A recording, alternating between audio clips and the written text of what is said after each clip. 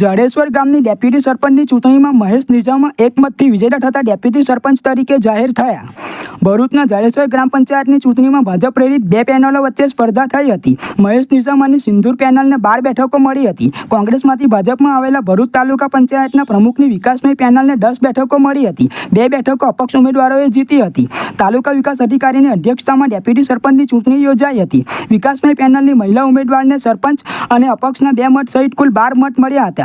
સિંદૂર પેનલના મહેશ નિઝામાને પોતાના 12 સભ્યોના મત ઉપરાંત વિકાસમય પેનલના 1 સભ્યનો મત મળ્યો હતો.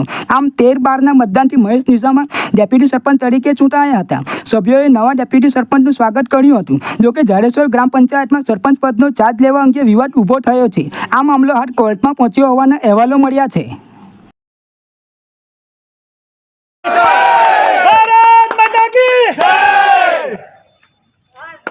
સિંદૂર પેનલના એ જ્યારે મારી એક નિશાન જોઈને જ્યારે લોકોએ મને ખોબે મત આપ્યો છે એ આજે મારી જનતાને આજે મારી જે ભાઈઓ બહેનો મારા વડીલો જે મારા ખરી રીતે જો મને ખોબે મત આપ્યો હોય હું બદલ હું આજે એનો જેટલો આભાર માનું એટલો ઓછો છે.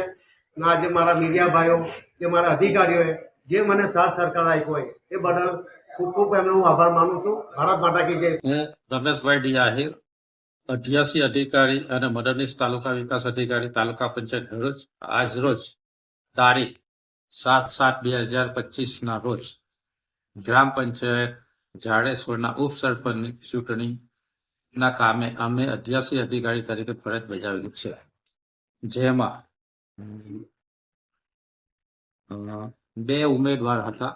એમાં મહેશભાઈ કાંતિભાઈ નિઝામા અને બીજા ક્રિષ્ના ચિરાગ કુમાર ગોહિલ. બંને ઉમેદવારના મતદાન થતા સૌથી વધુ મત મહેશભાઈ કાંતિભાઈ નિઝામાને મળતા તેઓ ગ્રામ પંચાયત જાડેશ્વરના ઉપસરપંચ તરીકે ચૂંટાયેલા જાહેર થયેલા છે.